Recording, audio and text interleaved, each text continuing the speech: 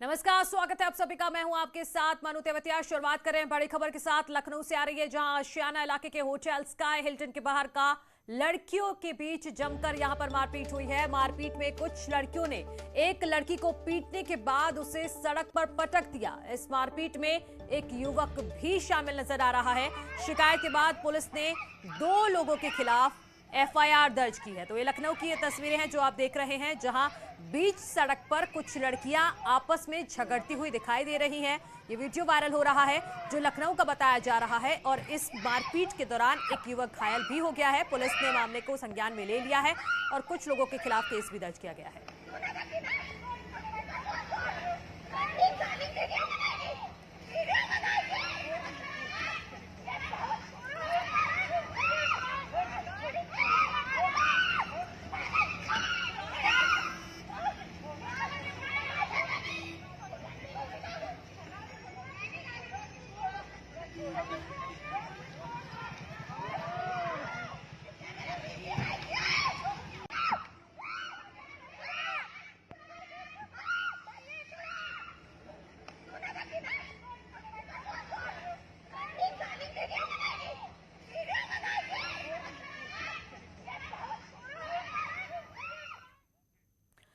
बढ़ते हैं आगे। किसानों के मुद्दे पर सीएम योगी आदित्यनाथ ने कहा है कि देश में किसानों के विकास के लिए पीएम मोदी हर संभव कोशिश कर चुके हैं, और किसानों का विकास किसी ने किया है तो वो सिर्फ पीएम मोदी ने किया है। विपक्ष किसानों की आड़ में राजनीति कर रहा है।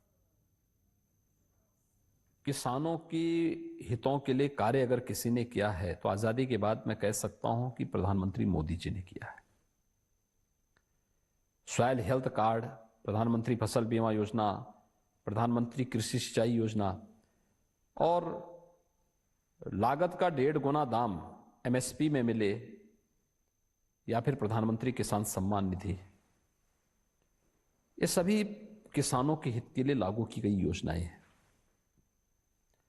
उत्तर प्रदेश में हमारी सरकार जब आई थी तो हमने जो पहला कदम उठाया था उसमें से एक कदम किसानों की ऋण माफी का भी था। याद करिए, 2014 के पहले 2004 से 2014 के बीच में देश के अंदर किसानों ने बड़े पैमाने पर आत्महत्याएं की थी। बड़े पैमाने पर लाखों की संख्या थी ये किसानों की। एक अनुमान था कि 5 से 7 लाख किसानों ने आत्महत्या की होगी इन 10 वर्षों में। तब कोई किसान आंदोलन नहीं हुआ था, तभी किसान हितैषी कहीं नहीं थे। 2014 के बाद प्रधानमंत्री मोदी जी की नीतियों के कारण किसान के चेहरे पर खुशहाली लाने का कार्य हुआ और आत्महत्याएं रुकी। 2017 से उत्तर प्रदेश में एक भी व्यक्ति भूख से भी नहीं मरा है और किसी किसान को आत्महत्या करने के लिए भी मजबूर नहीं होना पड़ा है, क्योंकि जो उसका संकट था हमने उसका समाधान किया। उत्तर प्रदेश में चाहे वह ऋण माफी की कार्रवाई हो, लघु और सीमांत किसानों के 1 लाख रुपए तक के ऋण हमने माफ किए थे। प्रोक्यूरमेंट का कार्य 2017 के पहले आड़तियों के माध्यम से कभी कभी हो पाता था, वो भी नहीं होता था। हम लोगों ने किसानों से सीधे क्रय करना शुरू किया। आज यूपी सर्वाधिक खाद्यान्न उत्पादन करने वाला राज्य है। सीएम योगी आदित्यनाथ ने आरोप लगाया है कि कोरोना काल के दौरान विपक्ष गायब था। विपक्ष के नेता कभी फील्ड में दिखाई ही नहीं दिए और चुनाव आते ही कोरोना को लेकर राजनीति शुरू हो गई है। मैं कह रहा हूं ना, मार्च 2020 से लेकर के और सितंबर 2021 तक, इन 6 महीने 1.5 वर्षों में किसी भी राजनीतिक दल का, बीजेपी के अलावा किसी भी राजनीतिक दल का कहीं कोई वजूद नहीं था, कोई कहीं निकलता नहीं था जी। अक्टूबर में उनमें थोड़ी हरकत आनी शुरू की है। अब ये लोग भी, क्योंकि चुनावी मौसम आ चुका है, तो अब अपनी भाषा बोलने का प्रयास करेंगे, इसलिए उनको जमीनी हकीकत की जानकारी नहीं है। सच्चाई क्या है? देखिए, 1947 से लेकर के 2016 तक उत्तर प्रदेश में कुल 15 मेडिकल कॉलेज बन पाए थे सरकारी। 2016-17 के बाद से लेकर के 21-22 के बीच में इस समय हम 33 नए मेडिकल कॉलेज बना रहे हैं। मुख्यमंत्री योगी ने अखिलेश सरकार पर निशाना साधते हुए कहा है कि जनता ने एसपी सरकार को फीता काटने लायक भी नहीं छोड़ा। आज यूपी में तेजी से विकास हो रहा है और हर क्षेत्र में प्रदेश नए कीर्तिमान स्थापित कर रहा है। देखिए, जनता ने अगर उनको इसी लायक समझा होता तो फीता काटने लायक भी रहते। जनता ने इस लायक समझा ही नहीं, इसलिए उनको पहले ही सत्ता से बेदखल किया है।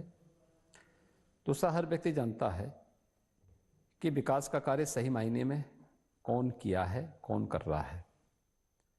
आप किसी भी योजना को देखें ना, 1947 से लेकर के 2016 तक उत्तर प्रदेश के अंदर केवल 2 एक्सप्रेसवे बनी थी। आगरा नोएडा आगरा यमुना एक्सप्रेसवे और आगरा लखनऊ एक्सप्रेसवे, ये 2 एक्सप्रेसवे थी। आज हम 5 एक्सप्रेसवे पे काम कर रहे हैं और अन्य एक्सप्रेसवे पे भी हमारी कार्रवाई बढ़ रही है। पूर्वांचल एक्सप्रेसवे हमारा लगभग बन के तैयार है। अगले महीने हम प्रधानमंत्री जी के कर कमलों से इसका उद्घाटन करवाएंगे। बुंदेलखंड एक्सप्रेसवे का कार्य हमारा लगभग 80% के आसपास कंप्लीट हो चुका है और हमारा प्रयास है कि दिसंबर के अंत तक हम उस कार्य को कंप्लीट कर लें। गोरखपुर लिंक एक्सप्रेसवे में लगभग 32 से 35% कार्य कंप्लीट हो चुका है। युद्ध स्तर पर कार्य चल रहा है। गंगा एक्सप्रेसवे 96% लैंड हम लोग ले चुके हैं और देश का संभवतः सबसे बड़ा एक्सप्रेसवे होगा मेरठ को प्रयागराज से जोड़ने के लिए। ये 4 एक्सप्रेसवे तो स्टेट गवर्नमेंट अभी बना रही है। 5वें एक्सप्रेसवे के लिए बलिया लिंक एक्सप्रेसवे, इस पे हम शासन के स्तर पर हमने सैद्धांतिक सहमति दे दी। इस पे हमारा कार्य चल रहा है। भारत सरकार के सहयोग से दिल्ली मेरठ 12 लेन का एक्सप्रेसवे वह कंप्लीट हो गया है, पब्लिक के लिए खोल दिया गया है। यानी ये आज एक्सप्रेसवे का एक संजाल यूपी के अंदर बना करके यहां की इकोनॉमी की बैकबोन के रूप में स्थापित कर दिया गया है। एक इंटरव्यू में सीएम योगी ने विपक्ष पर निशाना साधते हुए कहा है कि एसपी, बीएसपी और कांग्रेस की सरकार के दौरान यूपी की छवि खराब हुई, लेकिन पिछले 4 सालों में यूपी की पहचान और छवि तेजी से बेहतर हुई है। उत्तर प्रदेश को उसकी पहचान दिलाना, ओवरऑल परसेप्शन जो उत्तर प्रदेश का खराब हो चुका था पिछली सरकारों के कारण, उसमें कोई भी दल हो, पिछली सरकारों में समाजवादी पार्टी भी आती है, बहुजन समाजवादी पार्टी भी आती है, कांग्रेस भी आती है। इन सभी के कारण प्रदेश का जो परसेप्शन खराब हुआ था, हमने उसका परिमार्जन किया। उत्तर प्रदेश जो देश का हृदय स्थल माना जाता था, उसको फिर से उसकी पहचान दिलाई है।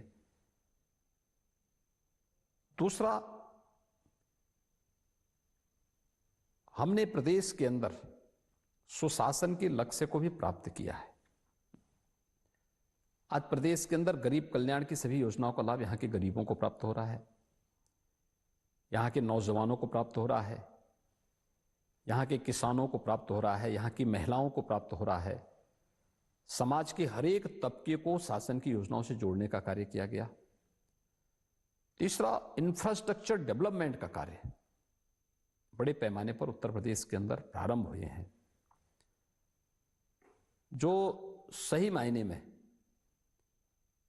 उत्तर प्रदेश के बारे में आदरणीय प्रधानमंत्री जी बार बार कहते हैं कि उत्तर प्रदेश देश का ग्रोथ इंजन बनने की क्षमता रखता है और इस पोटेंशियल को अगर किसी ने मजबूती के साथ पहचाना है तो हमारी सरकार ने पहचाना और उसको हमने आगे बढ़ाने का कार्य किया है। तो ये जो कार्य हुए हैं, मुझे लगता है कि समाज का हर तबके का समर्थन और सहयोग भारतीय जनता पार्टी को मिलना चाहिए और भारतीय जनता पार्टी फिर से 2022 में पूर्ण बहुमत की सरकार प्रदेश में बनाएगी। और इसी बीच 27 अक्टूबर शाम 6 बजे देखना ना भूलिए आपका अपना पसंदीदा चैनल न्यूज़ 18 उत्तर प्रदेश उत्तराखंड। भाई सब 27-27 कर रहे हैं। हाँ, पर 27 को आखिर ऐसा है क्या? क्या तुमको नहीं पता? अच्छा, ऑफिस में तो बड़ा स्मार्ट बनता है। बिरादरी में नाक कटवा दी। अब नहीं बैठूंगा उनको। आज से इसका उधार बंद। शक्ल से ही नादान लगता है। गजब आदमी है यार। इतना पढ़ाना लिखाना सब बेकार। सबको पता है 27 को क्या है। आपको भी जानना है तो 27 अक्टूबर शाम 6 बजे जरूर देखें न्यूज़ 18 उत्तर प्रदेश उत्तराखंड। तो 27 अक्टूबर शाम 6 बजे। आगे बढ़ते हैं। सीएम योगी ने खास बातचीत में कानून व्यवस्था पर कहा है कि शपथ लेने के बाद अपराध में जीरो टॉलरेंस हुआ है। यूपी की कानून व्यवस्था दूसरे राज्यों के लिए नजीर बन गई है। कानून के अनुसार हर अपराध पर कार्रवाई हो रही है। छोटे राज्यों से तुलना यूपी के साथ अन्याय होगा और इसके साथ ही उन्होंने कहा कि पारदर्शी तरीके से पुलिस में भर्ती हो रही है। देखिए, अपराध अपराध है और हमारी सरकार ने 19 मार्च 2017 को शपथ लेने के साथ ही अपराध और अपराधियों के प्रति जीरो टॉलरेंस की नीति के तहत कार्य करने की बात कही थी। हमने उसके तहत कार्य किया। अपराधी कोई भी रहा हो, हमने पूरी प्रतिबद्धता के साथ, पूरी कठोरता के साथ उसके खिलाफ कानून सम्मत कार्रवाई की है। उत्तर प्रदेश की कानून व्यवस्था देश के लिए एक नजीर बनी है और मुझे लगता है कि अन्य राज्यों में भी उत्तर प्रदेश की कानून व्यवस्था को लेकर के उत्तर प्रदेश की तुलना आप उन छोटे राज्यों से करेंगे जिनकी आबादी लाखों में है, मुझे लगता है उत्तर प्रदेश के साथ अन्याय होगा। ये 25 करोड़ की आबादी का राज्य है। 25 करोड़ की आबादी के राज्य में सरकार ने, जब हम लोग आए थे, आधी पुलिस की भर्तियां यहां पे नहीं हुई थी, खाली थी जगह। कारण था पिछली सरकारों की नीयत साफ नहीं थी। हमने पारदर्शी भर्ती की प्रक्रिया को आगे बढ़ाया। भर्ती की प्रक्रिया के साथ हमने बालिकाओं की भी भर्ती उसमें की। परिणाम सामने आया। आज हमारे पास पर्याप्त मात्रा में पुलिसकर्मी है। मुख्यमंत्री योगी आदित्यनाथ ने कहा है कि कानून व्यवस्था बेहतर होने का लाभ मिला है। निवेश का बेहतर गंतव्य बना है यूपी। 4.5 साल में 4.5 लाख सरकारी नौकरी दी गई है। 1.61 करोड़ युवाओं को रोजगार मिला है और स्वतः रोजगार से 60 लाख लोगों को जोड़ा गया है। पहले 17% बेरोजगारी दर था और अब 5% है। किसानों की कर्ज माफी के माध्यम से उनकी बेहतरी के लिए कदम उठा रहे हैं। बिजली हर एक घर में देने की बात कर रहे हैं और उसको हमने लागू किया। लेकिन समाजवादी पार्टी ने क्या किया? आतंकवादियों के मुकदमों को वापस लेने का काम किया। देखिए, आज बेहतर कानून व्यवस्था की स्थिति का लाभ उत्तर प्रदेश को मिल रहा है।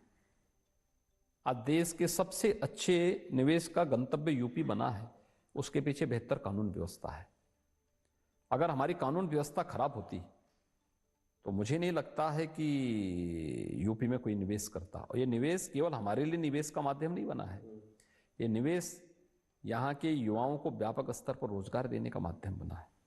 आप आश्चर्य करेंगे कि हम लोगों ने पिछले 4.5 वर्ष के अंदर 4.5 लाख नौजवानों को सरकारी नौकरी दी है। किसी भी राज्य की तुलना में अगर आप उत्तर प्रदेश की इन नौकरियों को देखें, किसी भी नौकरी पे कोई उंगली नहीं उठा सकता। दूसरा, 1.61 करोड़ नौजवानों को प्रदेश के अंदर, जो हम लोगों ने प्रदेश के अंदर निवेश करवाया है, इस निवेश के माध्यम से उन्हें रोजगार और नौकरी के साथ जुड़े हैं। हम 17 में जब आए थे तो उस समय यूपी की बेरोजगारी दर 17% से अधिक थी। आज ये 5% है। इतने बड़े राज्य में 5% है। तब जब 40 लाख प्रवासी कामगार और श्रमिक भी यूपी में आए थे। ये यूपी की स्थिति है। स्वतः रोजगार के साथ भी लगभग हम लोग 60 लाख से अधिक लोगों को जोड़े हैं। क्योंकि यूपी में हम लोगों ने कुछ स्कीम अपनी चलाई, जैसे एक जनपद एक उत्पाद, परंपरागत उद्यम को बढ़ावा देने और उसको रोजगार के साथ जोड़ने, कामगार जो प्रवासी हो निवासी हो दोनों की स्किल मैपिंग की कार्रवाई, परंपरागत हस्तशिल्पी और कारीगरों को प्रोत्साहन के लिए विश्वकर्मा श्रम सम्मान,